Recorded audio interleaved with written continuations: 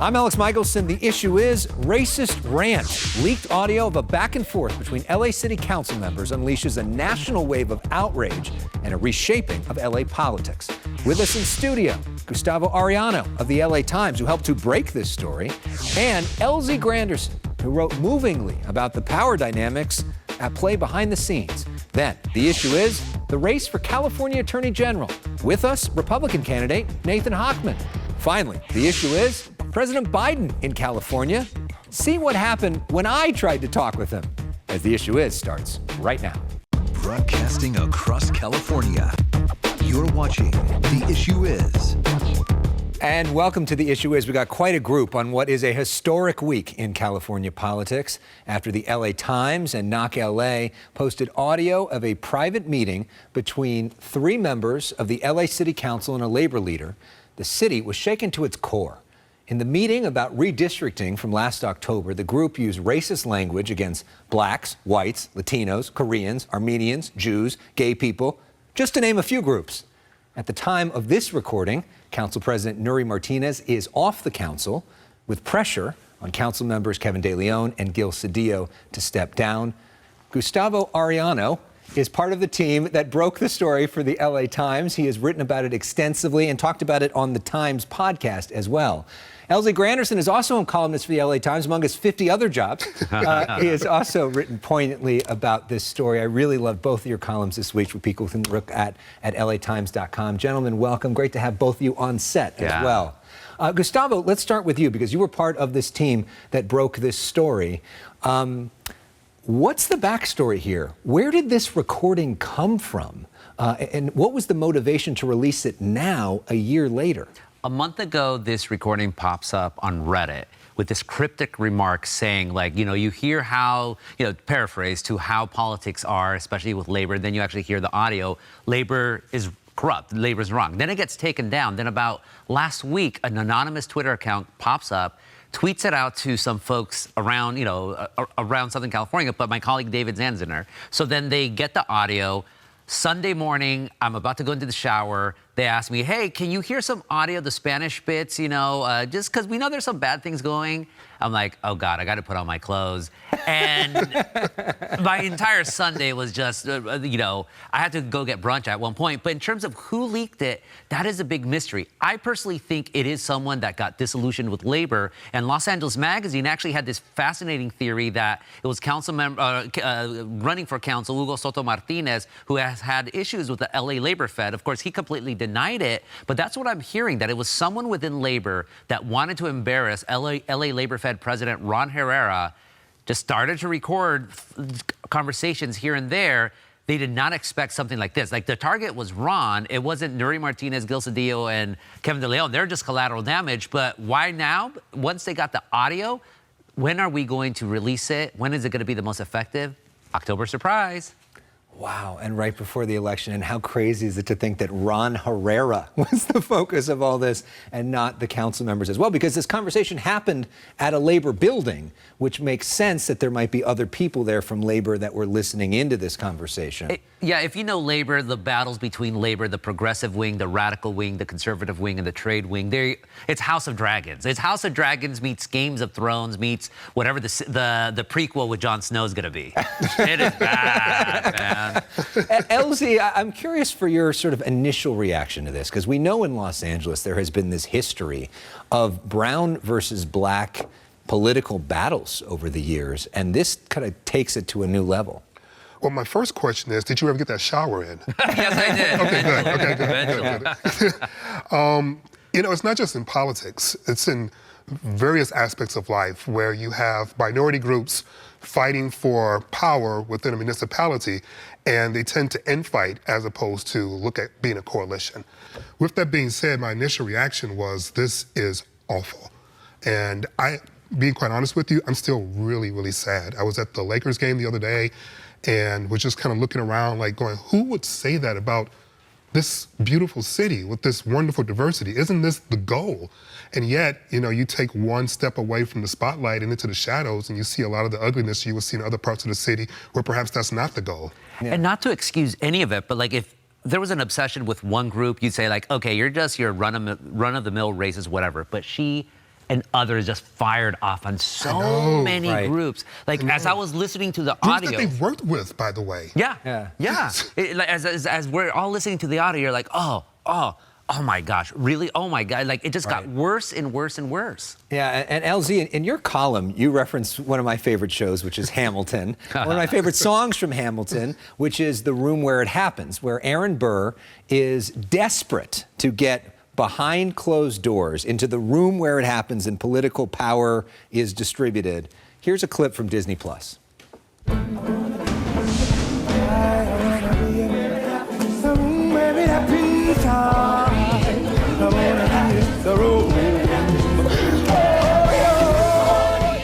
All right, I wish we could just play Hamilton all day, but it turns out when it comes to Los Angeles, you may not want to be in the room where it happens. I mean, what does this say about what that room looks like? Well, it says a lot, and I don't think there are a lot of people left in society, at least not in American society, that's totally shocked that backroom deals and some negativity and vulgarness are coming out of backroom meetings like this, the room where it happens, right? The language, I think, is what's really shocking us, and how people talked about people shocked us. But the purpose, I don't think necessarily shocked us. And the reason why I chose to use that particular song was, one, to talk about the room where it happens, right? That was a room in which political dealings were trying to unfold. But the other reason why I did it was because of Aaron Burr. What is one of the first things he says to Hamilton is, talk less, smile more. Don't let them know what you're for or what you're against, right? Is that not Kevin DeLeon? Who was in this room where it was happening, not saying the awful things, right, that Martinez is saying, but appears to be even had that talking grievance, less, the wanting, like, I want more, and why don't people acknowledge me? Exactly. That's So I a chose smart that one. for a very specific reason, because I thought he reminded me of Aaron Burr in the sense of he may not even agree. And when you look at all the things that he's done in his career, there's a lot of progressiveness there that makes you wonder, does he believe all the things that she was saying? But it doesn't matter because he didn't come out against it. He didn't come out against it. Do you think that this puts Latinos in a worse position going forward? In terms of playing into stereotypes that that maybe white people, black people, other people think, is this what they're saying about us behind closed doors? What have we been talking about in California for the past 25 years from the conservative side? Mexicans are taking over. Mexicans, when they're in charge, they're going to start quashing other groups. Mexicans, when they're in charge, they're just not only going to do it for themselves. And here you have three of the most powerful politicians, period, in Southern California talking exactly like that. It is our responsibility as Latinos, especially Latino leaders, and they've been doing that. I'll say that much. They've been doing that to step up and say, yes, this is part of what we are. We're working at it. We have to fight it, but we cannot fight it without, frankly, getting condemnation from other people and then ourselves reflecting and fixing it. And that's the part, not to cut you off, but that's the part that really hurts, because there is a legitimate gripe, which is the reason why I wrote the column. The representation of power, not just in Los Angeles, but in the country, isn't just.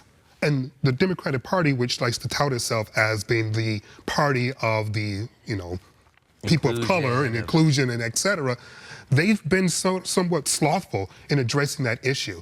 But if you look across the nation, this isn't just a Los Angeles story. These are two of the most powerful, or three of the most powerful Latinos in the country when you think about the economic power of California and Los Angeles. So I put this on the same level as if you were to hear a congressperson speak out of turn like that. And I think we need to be thinking about this in that way. So, and one of the key issues that they were talking about was redistricting, right? This idea of who gets to vote for who where. In California right now, on statewide elections, we have an independent redistricting panel. So it's not politicians drawing the lines. But in Los Angeles right now, it is. And we talked with Councilmember Marquise Harris Dawson this week on Fox 11 Los Angeles when he joined us. And he says that changes are coming when it comes to redistricting after this. Take a listen.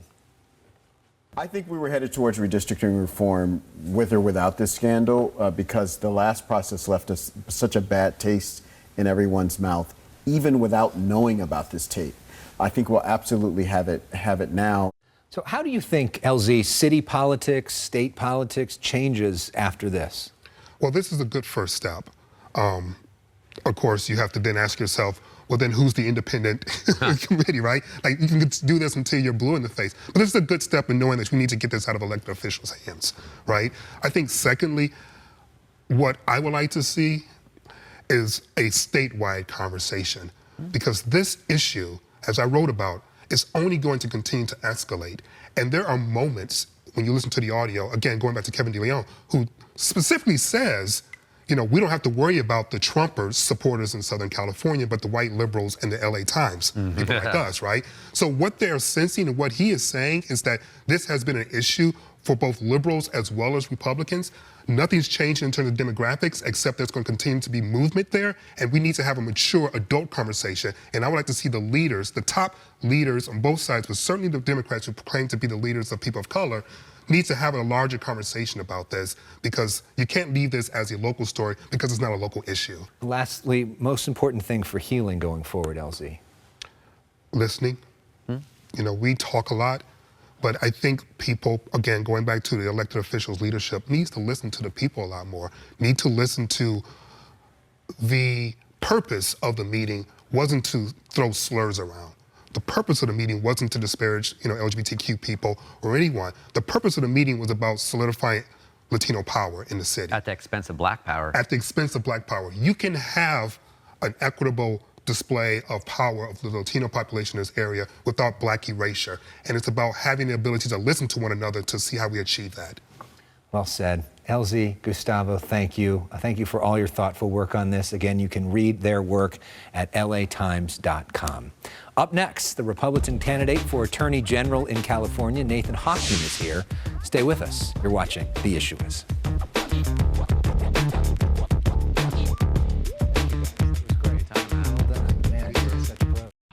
The fentanyl dealers on Main Street, the big pill pushers on Wall Street, we are holding them to account.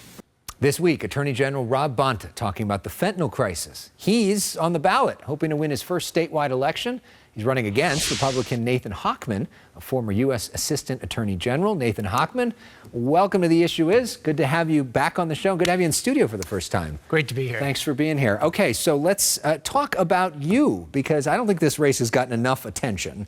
Tell people a little bit, your quick bio, who you are, why you want to do this job. Sure. Lifelong Californian. I was a federal prosecutor, went after narcotics traffickers and gang members. Then I was appointed by President Bush to run the U.S. Department of Justice's tax division as the Assistant Attorney General. Went after tax cheats across the nation for over a year. Then came back to Los Angeles, and I've been a defense attorney, a civil and appellate litigator, and the president of the LA City Ethics Commission. And now you're running for Attorney General. You're running against Rob Bonta, who was appointed by Governor Newsom when Javier Becerra joined the administration. We've asked Rob Bonta to debate you on this show, the California statewide show, and he's denied our invitation, denied every invitation to do a TV debate with you. So we guess we got to do it this way. What do you think is the biggest single difference between you and Rob Bonta? Sure, and this is the reason that Rob Bonta is scared to debate me. He doesn't want the facts to come out about the difference in our experience, nor the difference in our agendas. In fact, I told Rob Bonta if he wanted to debate in his kitchen after dinner with the Zoom camera running, I was game for it. But what he didn't want the voters to hear is that I have 30 years of criminal justice experience as a federal prosecutor, a U.S. Assistant Attorney General, and a defense attorney. And Rob Bonta had 0 years, and I mean 0 years of law enforcement experience before he got the job. Rob Bonta has enacted, along with his buddy and friend George Gascon in L.A., the most pro-criminal agenda of the California Attorney General's office in the last 50 years. And my agenda is partnering with the police, not just treating them as the enemy, funding police departments rather than defunding them, and ensuring that all crimes have proportionate consequences. Let's talk now about George Gascon. He's a DA in L.A. County. There are other progressive prosecutors across the state as well who are allied with Rob Bonta. I know you say if you're in there, you're going to take a different approach. What specifically does that mean? The California Attorney General is the chief law enforcement officer of the whole state. That means you're basically the boss of every district attorney, including George Gascon. And here's what I vow. On day one, if I'm the California Attorney General and I get voted in on November 8th, January 3rd I come in. The first week I'm coming into Los Angeles, and I will have the power to remove George Gascon from any case in which he is not doing his job, and I actually will exercise that power. Rob Bonta is a buddy and ally of George Gascon and will do nothing. Another massive crisis California is dealing with right now is fentanyl and its impact in so many different ways. Rob Bonta talking about this week. Real succinctly, what's your plan when it comes to dealing with fentanyl as AG? Certainly. For over a year, I have been begging Rob Bonta to finally do something on fentanyl. I'm glad he finally got around to a press conference to announce a future action on fentanyl. What I would do immediately is I would bring and lead, because I've actually led these task force myself, federal, state, local authorities going after fentanyl dealers and treating them as the murderers they are. This is not fentanyl overdose. This is fentanyl poisoning, because what they're doing is lacing counterfeit pills, Oxycontin, Xanax, Adderall. And people are getting these pills thinking that they're really an Oxycontin pill, taking them, and with 2 milligrams of fentanyl, you will die in 2 minutes. And couple that with a massive education effort, going after the middle schools and the high schools, the students and the parents, to basically tell them that fentanyl is not about getting high. Fentanyl is about actual death. Lastly, let's have some fun. Last time you were on the show, we play this game called Personal Issues, where we learn your favorites. And you said that your favorite TV show of all time is The West Wing, which is my favorite TV show of all time. So we're going to totally geek out here. Who is your favorite West Wing character of all time? All right, probably a tie between Martin Sheen, because he's the president, and I like Toby. Toby Ziegler, who is the speechwriter and communications director. Because they always gave him some great sort of philosophical lines when he was sort of stepping back and just sort of commenting with a kind of a wry, sarcastic wit. And then you had the president just, laying out such clear, compassionate, intelligent policies. I think what I loved about The West Wing is that it was an intelligent show. It said, actually, what I want voters to do in this race, look at the people running. Yeah. Look at their qualifications and experience. Look at their agenda, what they want to do for California. And I think if they use the same intelligence that we saw in The West Wing to actually cast their vote for Attorney General, Nathan Hochman will get that vote. Although, unlike The West Wing, you want them to vote for the Republican. Yes. They never did that on that show. Yeah. We'll switch to the moderate Republican, but yes. Okay. And I do recall a moderate Republican or two winning on some episodes of The West Wing. By the way, also, you said that your favorite band was Bruce Springsteen, which is my favorite, Bruce Springsteen and the E Street Band. So we're going to throw way back for our music. We're going to have the E Street Shuffle, which is from the early days of Bruce Springsteen and the E Street Band. Let's bring that up in here. Up next, we're going to talk about our time with President Biden this week. But we go to break with the E Street Shuffle. Nathan Hochman, thank you. Good luck on the campaign trail. Next week, you're on a bus tour of the state, so you can go say hi to him. I will. Enjoy. Thank you. Rock it out now. All right. Thank you very much, Nathan Hochman. Good stuff.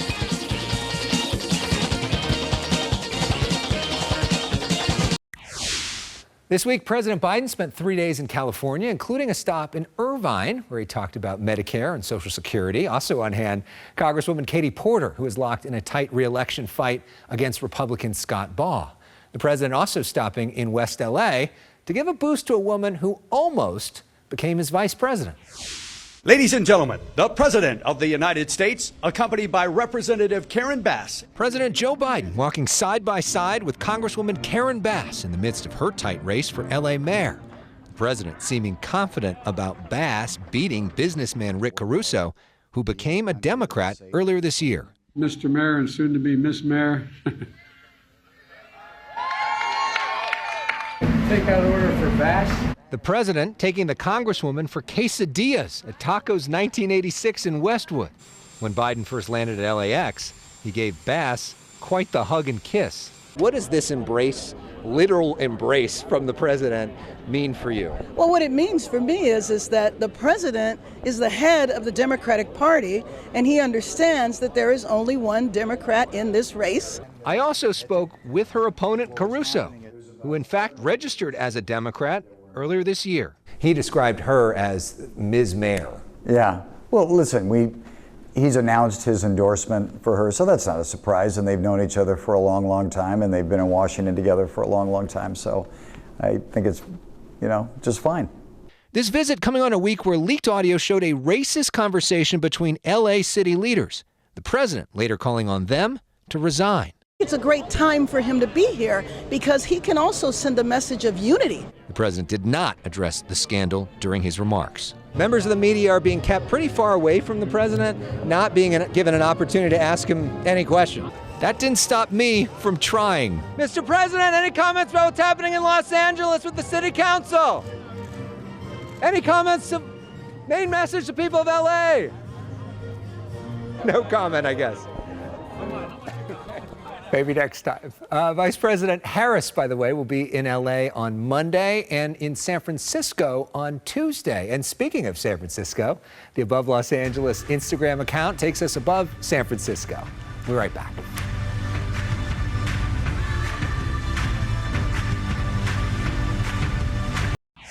Can you talk for a moment about what your kids mean to you? Oh, now you're going to make me cry again. You know, I'll bundle it up with Tina. They're the dearest things in my life. They're the thing that I care about the most. They're the beginning and the end of my day. Next week, a different, more personal side of Rick Caruso and an exclusive conversation with his kids in their first on-camera interview during the campaign. Plus, we return to the Community Coalition with Karen Bass, where we last visited with her in 2018 with John Lewis. Bass's family will open up on camera for the first time. We end this week with a tribute to an acting legend. We lost Dame Angela Lansbury this week, who had so many iconic roles. But my favorite was Mrs. Potts in Beauty and the Beast. A few years back, she performed her signature number live for the film's 25th anniversary. Tale as old as time, song as old as rhyme, Beauty and the Beast. Angela Lansbury is the winner of 6 Tonys, 6 Golden Globes, a Grammy, 3 Oscar nominations, and 18 Emmy nominations. She was 96. What a life well lived. We'll see you next week.